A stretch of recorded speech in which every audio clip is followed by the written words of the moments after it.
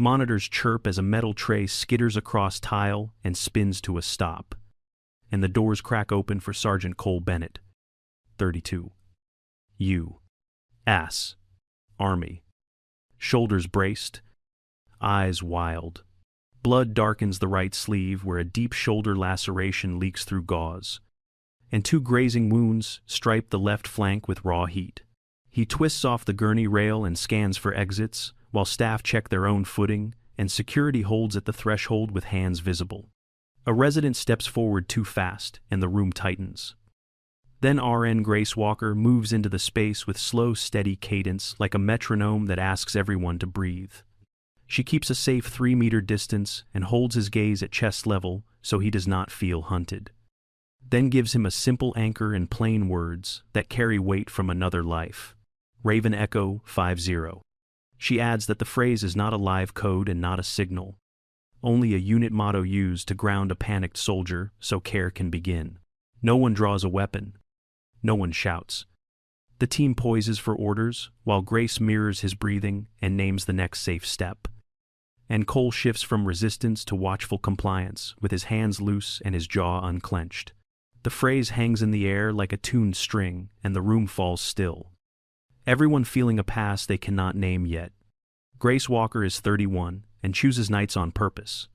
She likes the steady hum, the quiet spaces between alarms, and the way hard cases come to the door when the city sleeps. She takes the patients others avoid.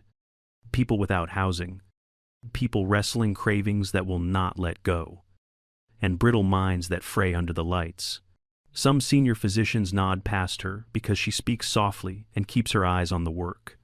The worst traffic pileup of the year poured into the bay and turned voices into static. Grace moved through it like she was walking a tight hallway, scanning faces and fabric for the one wrong detail. Behind a left ear she saw a thin, dark thread of blood, almost hidden by hair, and she asked for a microvascular set with a calm that cut through the noise. Working beside the attending, she helped expose and protect the carotid, let the surgeon take the lead, and stepped out before anyone could hand her the credit. Her habits say more than her words.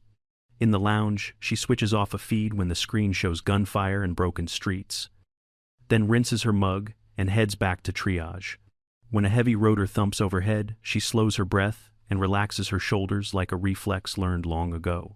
She never explains, and no one asks twice. What stands out is a pattern that repeats. She follows the chain of command and keeps scope clean. Yet she moves first when seconds matter. She listens, then acts, then fades into the background so the team can shine. The patient comes first. The room calms, and the night goes on.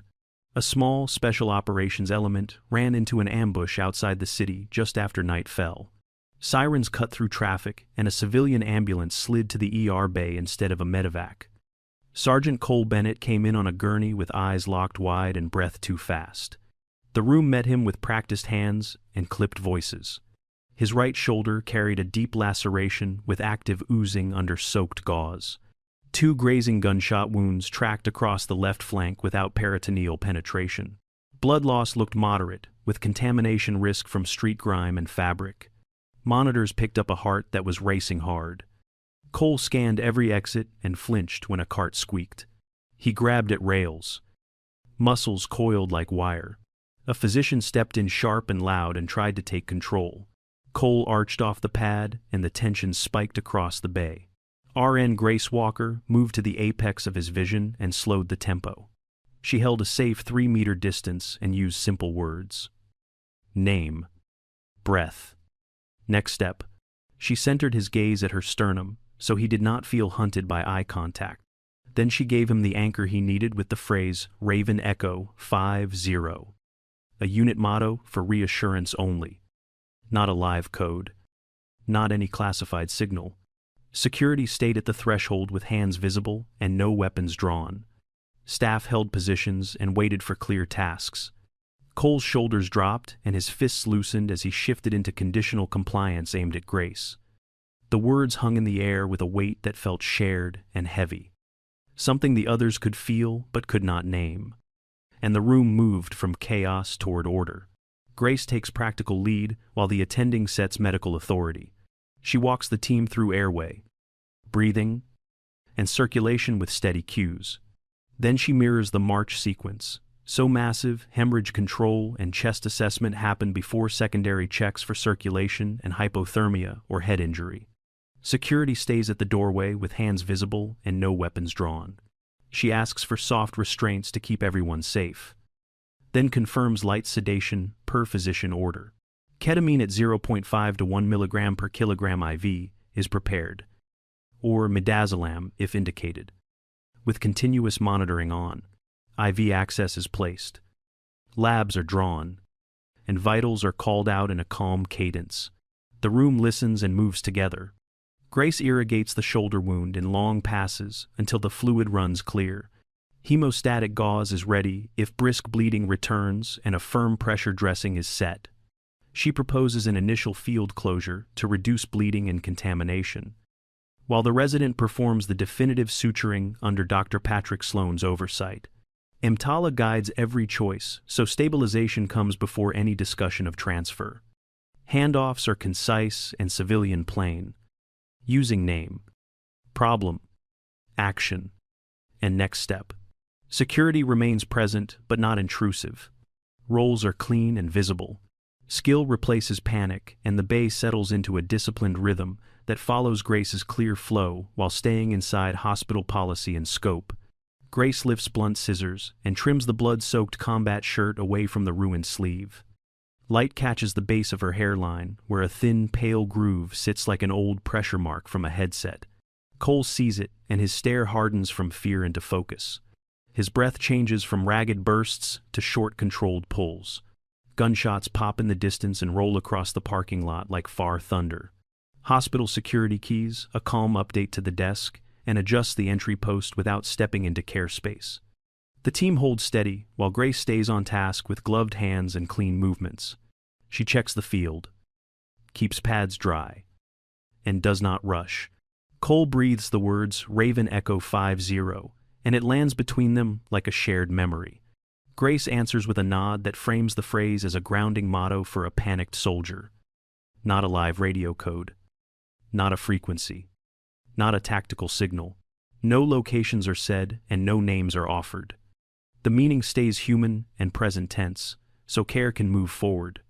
An older veteran in triage hears the unit name and lowers his head as if he has just recognized a ghost. He speaks under his breath that she knows a challenge many thought erased from open records. Then falls quiet. Grace gives nothing back beyond steady work. She pauses for half a second, draws one slow breath, and resumes irrigation and initial closure with calm precision. Saline runs clear along the shoulder and fresh dressings settle under firm hands. Monitors find a smoother rhythm and voices drop to the soft level of a library.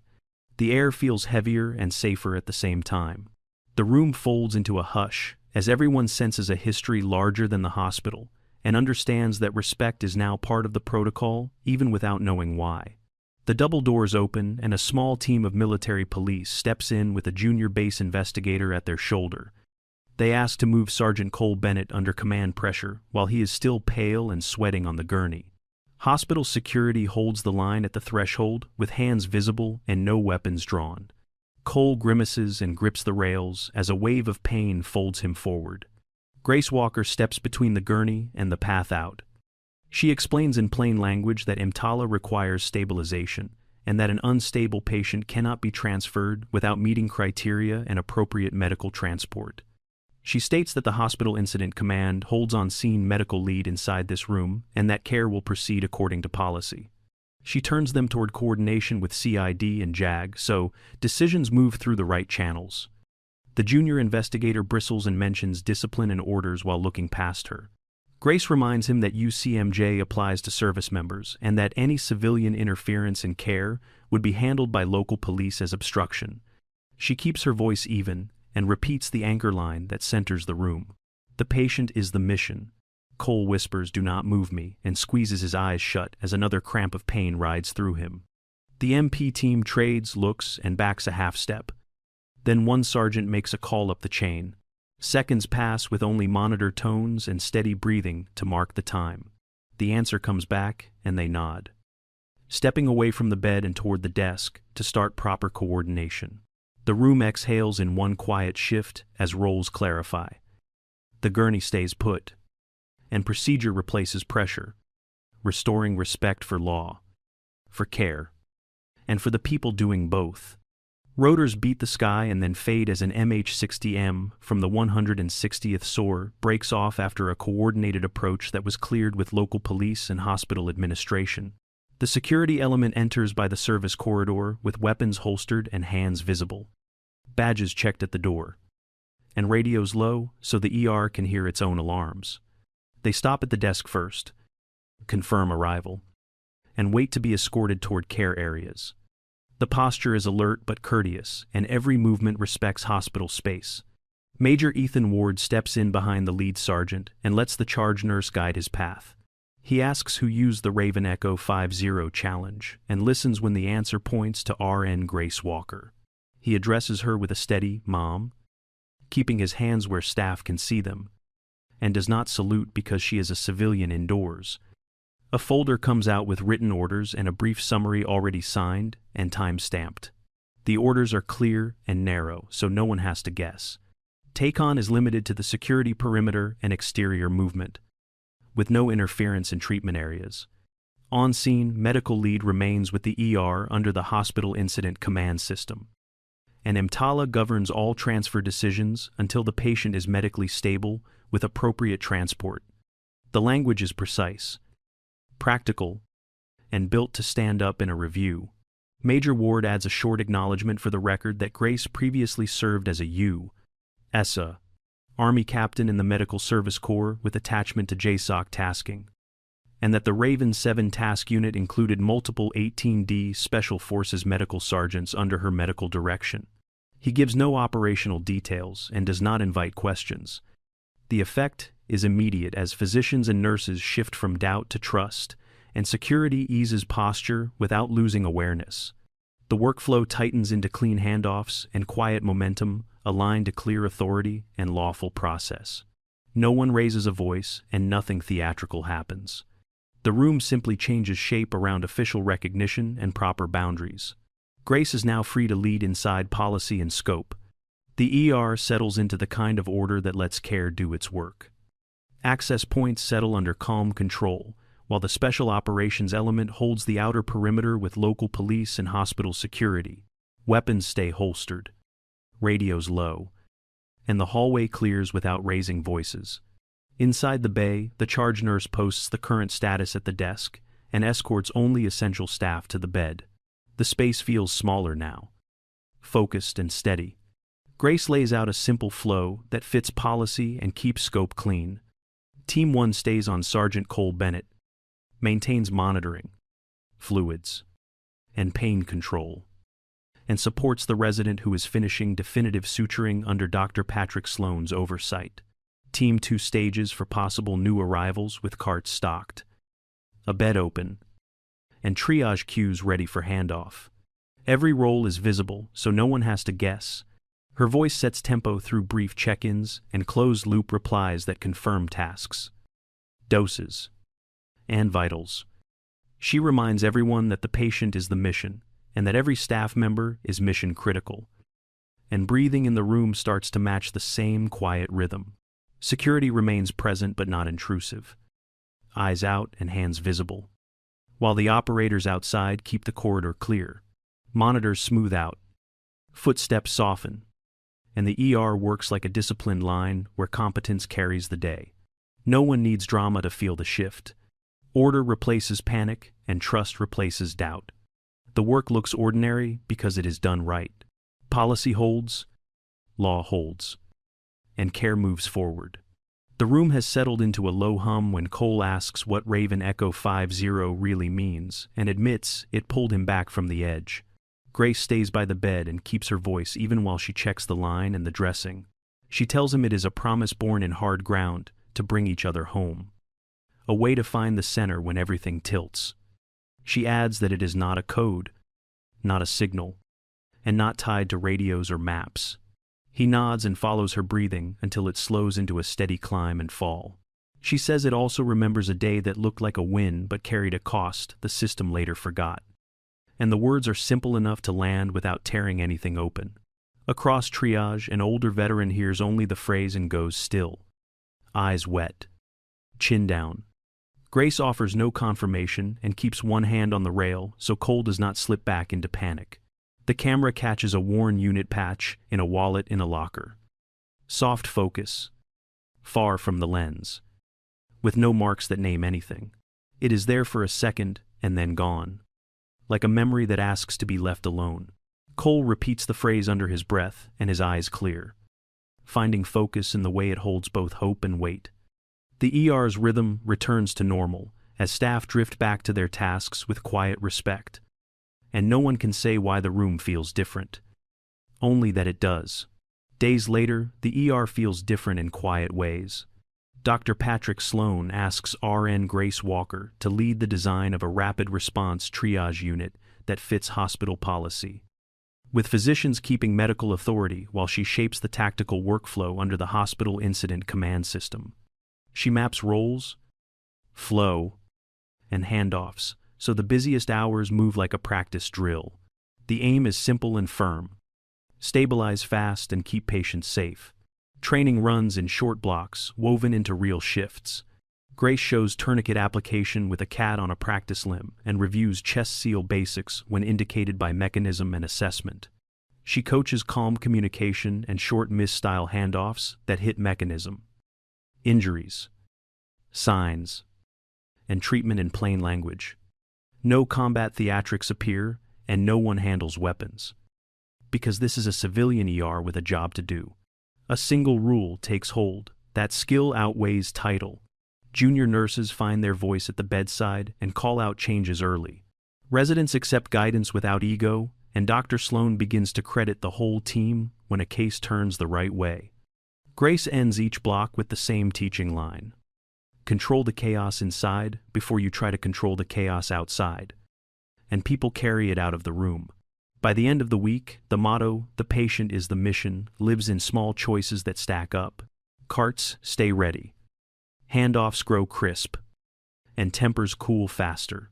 The shift breathes easier because trust is now part of the rhythm. Respect for quiet professionals has moved from a story to the culture. 2 weeks later, the sliding doors breathe open and the morning air feels clean. Sergeant Cole Bennett stands at the ER entrance in pressed clothes. Back straight. Eyes clear. He lifts his right hand in a precise salute that honors a former Army officer now in scrubs. A courtesy given without fanfare. He thanks RN Grace Walker for seeing him when he wanted to disappear. And the words land soft and true. Grace returns the respect with a warm nod, rather than a salute, because she is a civilian on duty. She keeps it brief and steady, telling him to live a life worthy of the ones not here, and to carry that weight as a guide, not a chain. He accepts the charge with a small smile and shoulders that look lighter. Hospital security watches from a respectful distance, and staff move quietly around them. The rhythm of a normal shift intact. Over the rooftops, an MH-60M from the 160th SOAR passes low on a coordinated route that was cleared in advance. The helicopter does not land, does not flash lights, and keeps to safe altitude and airspace. It gives a gentle nose dip and a shallow pedal turn. A courtesy pass that feels like a nod from the sky, then slides away without stirring paper on the curb. The scene holds its shape, grounded and calm, as if the city itself is listening. Grace places a hand to her chest and lets a breath settle. She whispers that she is still here and will still save lives. And the words feel like a promise to the work and to the night. Cole steps into the daylight with a clear path in front of him. The doors close and the ER moves on. Night settles over the quiet ER when Grace opens her locker and finds a folded note from Sergeant Cole Bennett. She places it beside a soft focus photo of the old Raven 7 team with no identifiers visible, the edges worn by time. The camera moves to the balcony under the soft lights where the city hums low and Grace stands in the calm, breathing steady as the cool air clears the day from her chest. On screen, ask viewers to comment, "I will live kindly," and subscribe with the line, We tell the stories that should not be forgotten.